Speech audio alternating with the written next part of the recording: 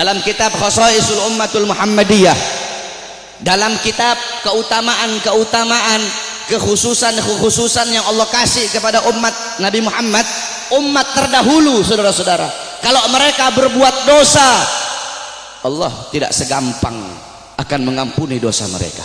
Bani Israel kalau mereka berbuat dosa, mereka harus cari jurang yang tinggi, loncat ke bawah sampai mati, baru diterima taubatnya oleh Allah. Kita tidak, Allah kasih kemudahan. Umat terdahulu kalau anggota tubuh mereka ada yang terkena najis, harus dihilangkan dengan kulit-kulitnya. Kita tidak, terkena najis cukup hilangkan najis itu.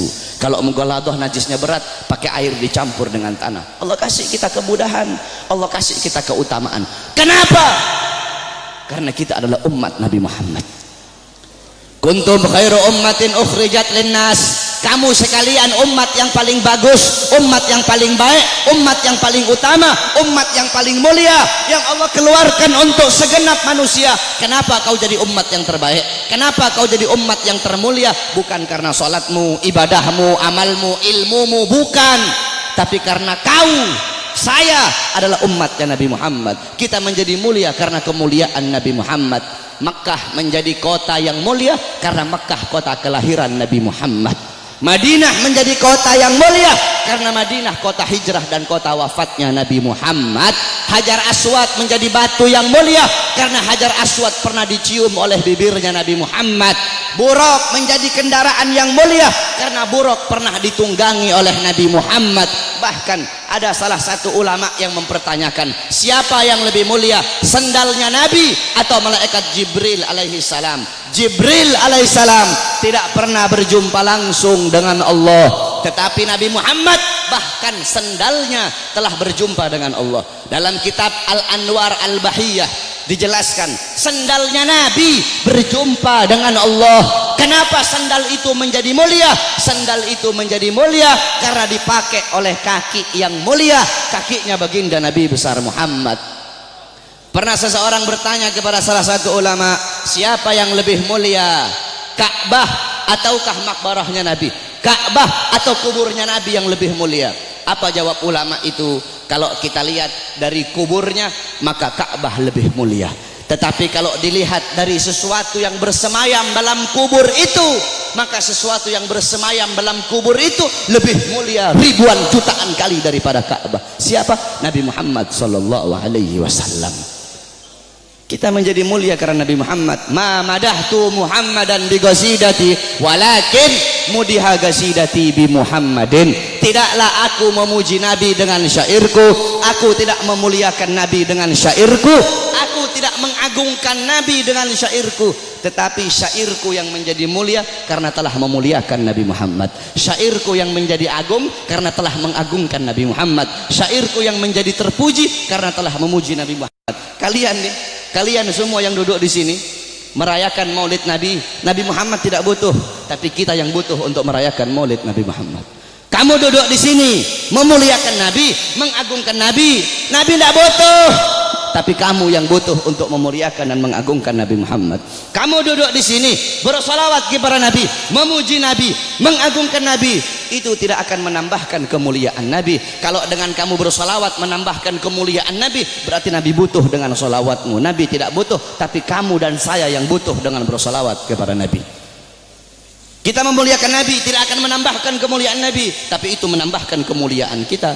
Kita tidak bersolawat, tidak mengagungkan beliau, itu juga tidak akan mengurangi kemuliaan beliau. Karena beliau kemuliaannya lautan jadi tinta, pohon jadi pena, digunakan untuk melukis kemuliaan Nabi. Lautan jadi tinta, pohon jadi pena, tidak akan sanggup untuk melukis tentang kemuliaan Nabi Muhammad. Maka saya dan kalian menjadi mulia karena kemuliaan Nabi Muhammad sallallahu alaihi wasallam. Nabi Allah Adam, saudara-saudara, Allah memerintahkan kepada seluruh penghuni langit untuk bersujud kepada Adam.